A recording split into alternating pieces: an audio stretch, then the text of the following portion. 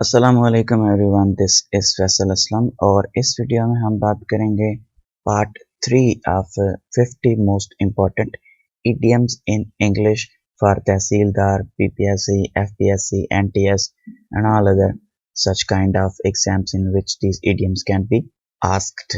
So आपको PDF जो है वो डिस्क्रिप्शन लिंक से मिल जाएगी। पासवर्ड मैं इसके बीच में ही बता दूंगा इस पूरी वीडियो में, और इससे पिछली वीडियोस जो हैं उनमें मैंने ऑप्शंस भी चेंज नहीं किए, वही ऑप्शंस हैं जो पेपर में पूछे गए थे। क्वेश्चन की वर्डिंग भी वही है जो पेपर में पूछी गई थी। So let's just begin. Complete the idiom cross your bridges when you come to them. इसका मतलब ये होता है कि कोई कोई चीज अभी होने वाली है और उसके बारे में पहले से ही परेशान होकर बैठ जाना, that is not right.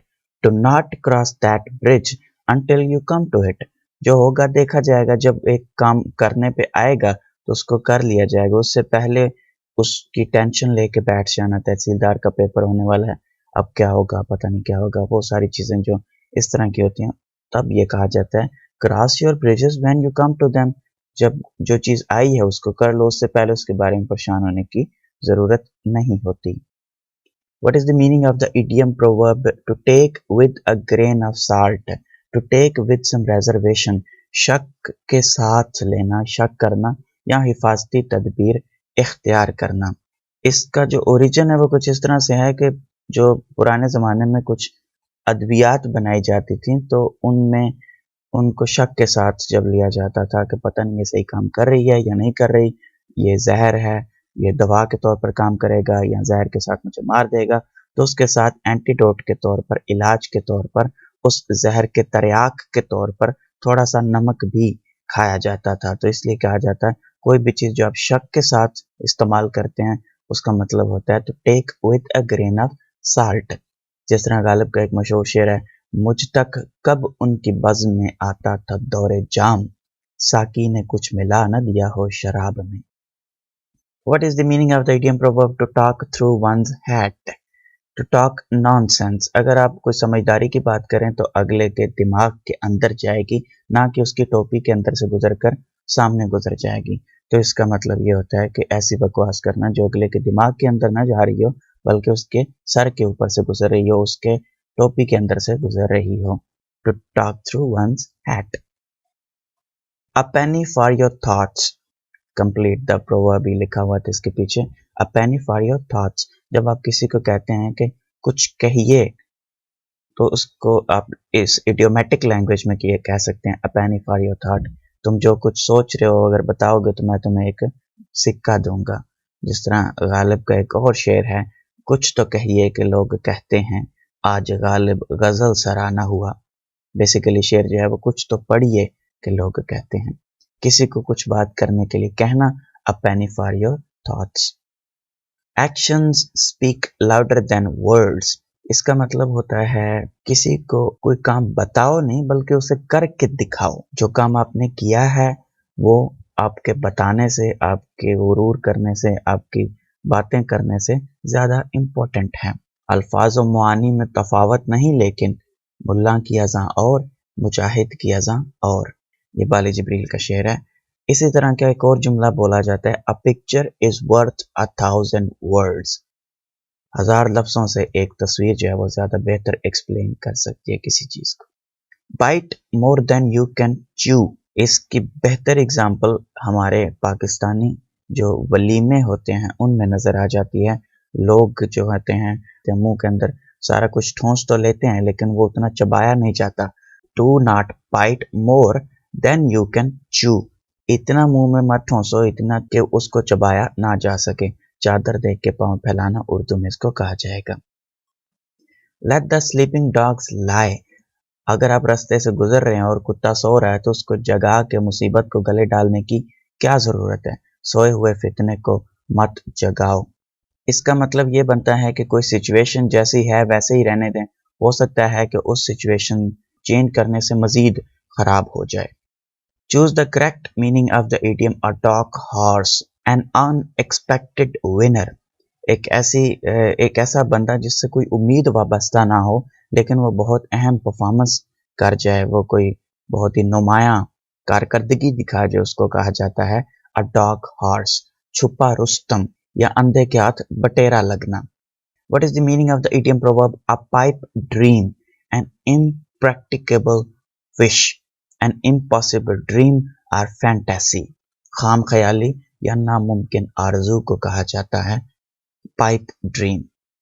What is the meaning of to take the bull by the horns, to deal with a difficult situation in a direct way? किसी खतरे का हौसला मंदी से सामना करना इसका मतलब होता है। What is the meaning of the idiom proverb to cast pearls before a swine? किसी सूर के सामने अगर pearls फेंक दिए जाएं, मोती फेंक दिए जाएं, तो उसको उनकी क्या कदर है? उसे क्या पता ये क्या चीजें हैं? भैंस के आगे बीन बजाने के मुतरादिफ है, या जैसे कहा जाता है हीरे की कदर जौहरी ही जानता है। To offer to a person a thing which he cannot appreciate, किसी को कोई ऐसी चीज देना जिसकी उसको कदर ना हो, इसका मतलब होता है to cast pearls before a swine. Swine मतलब सूर। Identify the correct meaning of the idiom to have an axe to grind, to have a personal interest in a matter.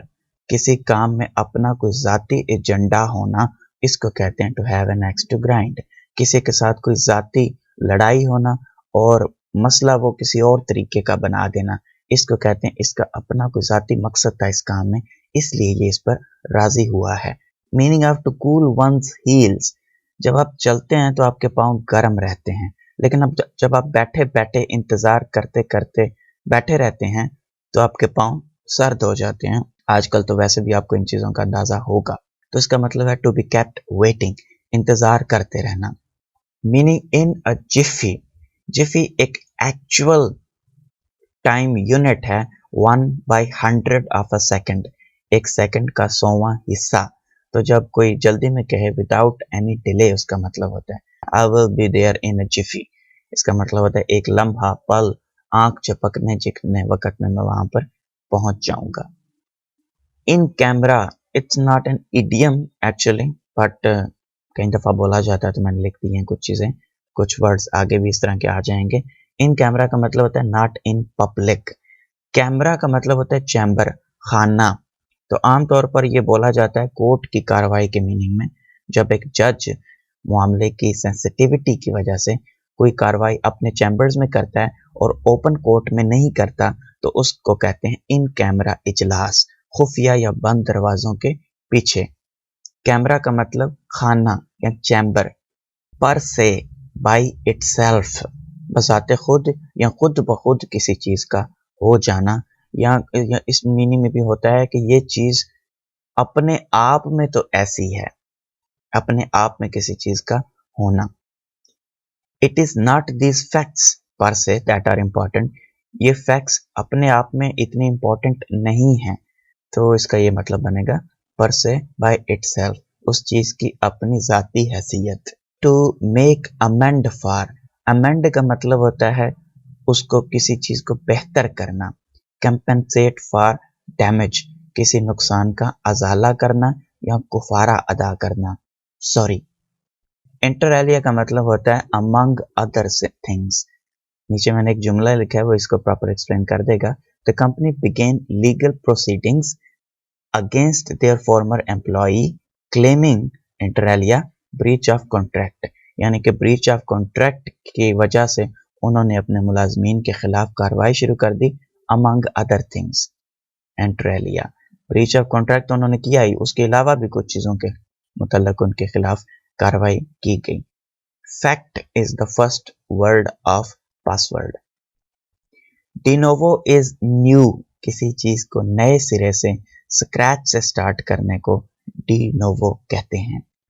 A piece of cake idiom means an easy task, कोई काम जो बहुत आसान हो, जिस तरह उर्दू में कहते हैं ये तो मेरे उल्टे हाथ का काम है, तो इसको कहते हैं अ पीस ऑफ केक। इसी तरह का एक और जुमला बोला जाता है not my cup of T, जब आप कोई काम ना करना चाह रहे हो या किसी काम में आपकी एक्सपर्टीज ना हो, कोई काम जो आपसे ना हो सके, तो उस मामले में आप कहते हैं it is not my cup of tea, ये काम तुम खुद करो। As fresh as flower, paper के अंदर फ्लावर लिखा हुआ था, लेकिन टेक्निकली जो इडियम है उसका वो प्रॉपर होता है as fresh as daisy, but daisy एक फ्लावर है तो इसलिए उसने दे दिया है एज फ्रेश एज फ्लावर, तरोताजा बगैर थके। His bark is worse than his bite. जो गरजते हैं वो बरसते नहीं। इसका मतलब ये होता है कि he sounds dangerous but is not। अब भौंकने से किसी को क्या नुकसान हो सकता है, लेकिन जिस कुत्ते का भौंकना उसके काटने से ज्यादा खतरनाक हो, इसका मतलब है कि उसका काटना तो कोई माने ही नहीं रखता। तो मतलब उस मीनिंग में कहा जाता है जो गरजते हैं वो बरसते नहीं। There is no smoke without a fire. There is some truth in a rumour. दाल में कुछ तो काला है। जो अफवाहें हम सुन रहे हैं पीपीएससी के रिलेटेड, कुछ ना कुछ तो अंदर खिचड़ी पक रही है। Keep one's own council. अपने मशवरे अपने पास रखना, अपने दिल की बातें अपने तक रखना। To preserve a discreet silence. अपने दिल में जो कुछ है उसको दिल में ही रखना। राज अख्फा में रखना, खुफिया रखना। Sell your confidence at a high price, if at all. To be strong, keep your own counsel. What is sauce for the goose is sauce for the gander. इसका मतलब होता है rich and poor should be treated equally. जो first option है ये भी ठीक हो सकता है। Everyone, regardless of differences, deserves equal treatment. नबी पाक सल्लल्लाहु अलैहि वसल्लम की हदीस है, अपने भाई के लिए भी वही पसंद करो जो अपने लिए करते हो। इसका यही मतलब है इम्तियाजी सलूक किसी के साथ नहीं करना चाहिए। To run amok, to run about in frenzy. Frenzy का मतलब होता है पागलों की तरह। एमक उस बंदे को कहते हैं जिस पर जिन चढ़ गए हों या उसके अंदर जिन जो है वो घुसे हुए हों। पागलों की तरह भागना दौड़ना, to run amok. Complete the idiom best things come in small packages. Often the things that have the most value or quality are small. किसी भी चीज की अच्छाई के लिए उसकी वैल्यू ज्यादा होने के लिए जरूरी नहीं है कि उसका साइज भी ज्यादा हो। Select the right idiom, burn the midnight oil. इसका मतलब होता है रात गए तक काम करना। Select the right idiom, keep body and soul together. इसका मतलब होता है जिंदा रहने की कोशिश करना, जद्दोजहद करते रहना और सब्र का दामन ना छोड़ना। जैसे भी मुश्किल हालात हों, जैसे भी नामुवाफिक हालात हों, अपनी जिंदगी की जद्दोजहद जो है उसको जारी रखना। टू कॉल अ स्पैड, स्पैड का मतलब होता है बेलचा। To speak in plain terms, लगी लिपटी के बगैर कहना कोई चीज। जो देखता हूँ वही बोलने का आदी हूँ, मैं अपने शहर का सबसे बड़ा फसादी हूँ। पिक्चर के अंदर वो कह रहा है that's a great looking manual earth displacement tool you have got there. और वो कहता है काला स्पैड सीधी तरह का वो बेलचा है। टू हस्बैंड वंस रिसोर्सेज, तो इसका मतलब होता है घर के मामलात को थोड़ी सी कंजूसी के साथ चलाना। मैनेज वंस मीन्स विद फ्रूगैलिटी, थोड़ी सी फ्रूगैलिटी के साथ चलाना ताकि मामलात जो हैं वो सही चलते रहें, कफायत शारी के साथ। To bear the brunt of, brunt होता है किसी शॉक या फोर्स का सबसे शदीद हिस्सा, मुश्किल तरीन या नुकसानदेह तरीन हिस्सा, उसको कबूल करना। इसका मतलब होता है to bear the brunt of. पहला झटका जो है वही मुश्किल होता है, उसके बाद आसानी हो जाती है। खान साहब पता नहीं कब से कह रहे हैं ये बात। To endure the main force और shock. To fish in troubled waters, to make a personal profit out of a disturbance. किसी की मजबूरी से फायदा उठाने को कहते हैं to fish in troubled waters। क्योंकि कहा जाता है कि जब पानी सही नहीं होता, गदला होता है या पानी में थोड़ा तूफान टाइप की सिचुएशन होती है, तो उस वक्त मछलियां तेजी से उस चीज को बाइट करती हैं जो कुंडी अंदर फेंकी गई है। पासवर्ड का सेकंड वर्ड ट्रम्प है, Trump। What is the meaning of the idiom a wet blanket? Someone whose presence damps enthusiasm. आप कोई ऐसी डिस्कशन कर रहे हैं कि चलो नारायण का गान चलते हैं और चाइना बॉर्डर पे चलते हैं, और एक बंदा है वो कहे बाहर बहुत सर्दी है, कसम है बाहर निकलने पे दिल ही नहीं करता पिया, तो वो वेट ब्लैंकेट है। आपके सारे प्लान्स को उसने किरकिरा कर दिया, बदमजगी फैला दी है, उस बंदे को कहा जाएगा अ वेट ब्लैंकेट, जिसने आके सारे प्लान्स का सत्यानाश कर दिया। Meaning of the phrase the alpha and omega, अव्वल द आखिर। जब आप किसी लड़की को कह रहे होते हैं तुम मेरा अव्वल हो, तुम मेरा आखिर हो, उसका मतलब होता है you are my alpha and you are my omega. Alpha Greek alphabets में फर्स्ट वर्ड होता है और ओमेगा ग्रीक अल्फाबेट्स में लास्ट वर्ड होता है। बिगिनिंग एंड एंड इसका ऑप्शन होगा, right option. To be above board, under the table and above the board. Under the table का मतलब होता है नाजायज तरीके से टेबल के नीचे से कोई काम करना, यानी कि रिश्वत लेना। अबव बोर्ड होता है ऊपर ऊपर काम करना। अब जो काम ऊपर किया जाए, टेबल के ऊपर हो, इसका मतलब है वो सबके सामने है, वो ऑनेस्ट है। To be honest in any business deal, शक्को शुबे से बालातर या दयानतदारी या ईमानदारी के साथ। Complete the idiom a sleeping fox catches no poultry. The sleeping fox catches no poultry. इसी तरह का एक और जुमला बोला जाता है, the early bird catches worm. जो बंदा जल्दी उठता है वो अपने दिन का ज्यादा हिस्सा जो है उसको बेहतर यूटिलाइज कर सकता है, लेकिन जो फॉक्स सोई रहती है वो फिर कोई पोल्ट्री हासिल नहीं कर सकती। जो सोता है वो खो देता है या वो खोता है। बेंजामिन फ्रैंकलिन का जुमला है ये। कंप्लीट द इडियम, डोंट जज a book by its cover. किसी की जाहिरी हालत पे नहीं जाना चाहिए जब तक आप उसके हालात और अंदाज़ो अतवार से वाकिफ ना हो। What is the meaning of the idiom proverb chip of the old block? Having characteristics of one's ancestors, अपने आबाओ अजदाद की खुसूसियात का हामिल होना। एक ही थैली के चटे बटे, एक ही थान टू। इसको कहते हैं chip off the old block. ये पिक्चर जो मैंने लगाई है टॉम हैंक्स, बहुत ही लेजेंडरी एक्टर, और साथ में उसका बेटा। Choose the correct meaning of the idiom put or set the cat among the pigeons. To say or do something that makes a lot of people angry. कोई ऐसी नागवार बात कहना या कोई नागवार काम करना जो लोगों को पसंद ना हो। जिस तरह एक बिल्ली को अगर कबूतरों के बीच में छोड़ दिया जाए, सारे कबूतर जो हैं वो डर के उड़ जाएंगे, तो वो उनके लिए एक अनप्लेजेंट सी सिचुएशन होगी। डायमंड कट्स डायमंड, लोहे को लोहा काटता है। इसका मतलब होता है रिटेलिएशन, जवाब देना। जवाब वही देता है जो इक्वल का होता है, जो इक्वल का नहीं होता वो दब जाता है। तो जो इक्वल का होता है, जो बराबरी करता है, वो जवाब भी देता है, और उसको कहते हैं लोहे को लोहा काटता है या diamond cuts diamond. As the crow flies directly, दो तरीके होते हैं किसी के डायरेक्शन बताने के। एक तो ये कि आप सीधा सीधा बता दें यहाँ से इस्लामाबाद रावलपिंडी 150 किलोमीटर है, ये रास्ते रास्ते पे है, यानी कि आप बाकायदा रास्तों पर से गुजर कर जाएं। लेकिन अगर आप नाक की सीध में देखें तो यहाँ से बिल्कुल सामने रावलपिंडी इस्लामाबाद सिर्फ 100 किलोमीटर है रास्ते से गुजर कर, अगर आप ना जाएं। तो इसका मतलब होता है एज द क्रो फ्लाइज, बिल्कुल डायरेक्टली ऊपर से हवा के अंदर से जाते हुए। सिमिलर वर्ड बोला जाता है इसी तरह बी लाइन, उसका भी यही मतलब होता है directly without following a proper route. To give one the sack, to dismiss a person, किसी को नौकरी से निकाल देना का मतलब होता है to give one the sack. किसी को उसका बोरिया बिस्तर पकड़ाना और कहना चलो पुत्र निकलो शाबाश, नौकरी से निकाल देना। अल्टर ईगो, इसका मतलब होता है अ फ्रेंड। बुनियादी तौर पर इसका मतलब है अपने आप का एक सेकंड वर्जन, यानी कि अपना ही एक क्लोन। जो करीबी दोस्त होता है, जो जिगरी दोस्त होता है, वो आपको इतना जानता होता है, पहचानता होता है, समझता होता है कि आप समझते हो कि ये मेरे जैसा ही है। तो इसलिए उसको कहा जाता है अल्टर ईगो। ईगो का मतलब होता है सेल्फ, अल्टर का मतलब होता है चेंज। आपका अपना ही एक सेकंड वर्जन, उसको आप अपना जिगरी दोस्त कह सकते हैं।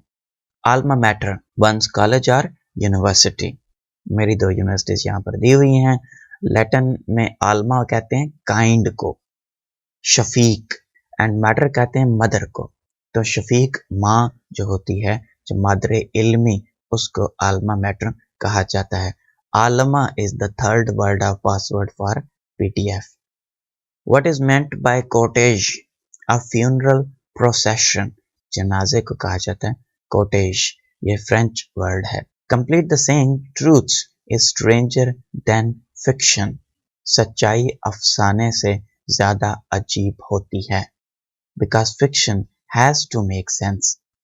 Amicus curiae means friend of the court. अदालत के साथ किसी कानूनी मामले में ताउन करने वाला। एक ऐसा बंदा जो दो पार्टियां जो अदालत में केस लड़ रही हैं उनके साथ उनका कोई ताल्लुक ना हो, वो किसी एक पार्टी के हिमायत में ना आया बल्कि वो कोर्ट की हिमायत में आया हो। यानी कि किसी मामले में अगर अदालत जो है वो किसी फॉरेंसिक साइंटिस्ट को बुलाती है और उससे पूछती है कि इस मामले में अपनी राय दें, और वो अपनी सिर्फ राय दे, उसे दोनों पार्टियों से कोई मतलब नहीं है कौन सी जीतती है कौन सी हारती है, तो उसको कहेंगे amicus curiae, friend of the court. What is meant by sign die without fixing a date? Usually इसको कोर्ट या जुडिशियल प्रोसीडिंग्स में बोला जाता है एडजर्नमेंट साइन डाई। बगैर कोई डेट फिक्स किए कोर्ट का गैर मुअय्यना मुद्दत के लिए अदालत की कार्रवाई बर्खास्त कर देने का अमल साइन डाई कहलाता है, adjournment sine die. To clip the wings means to put limits. किसी परिंदे के जब पर काट दिए जाएं तो उस पर लिमिट्स लगा दी जाती हैं ताकि वो ज्यादा उड़कर दूर ना जा सके। किसी शख्स की नकलो हरकत महदूद कर देना या उसके पंख कुतर देना, इसको कहते हैं क्लिप द विंग्स। पीडीएफ का पासवर्ड के तीनों वर्ड्स जो हैं आपने स्मॉल लेटर्स में लिखने हैं और बीच में स्पेस नहीं देनी, तो फिर आपके पास पीडीएफ जो है वो ओपन हो जाएगी। इससे नेक्स्ट वीडियो में मजीद 50 जो ईडीएम्स होंगे उनको कवर करेंगे, और उसके बाद जो नेक्स्ट वीडियो होगी उसमें हम वन वर्ड सब्स्टिट्यूशन को करेंगे इंशाल्लाह। That was all for this video. Thank you so much for watching. Allah Hafiz.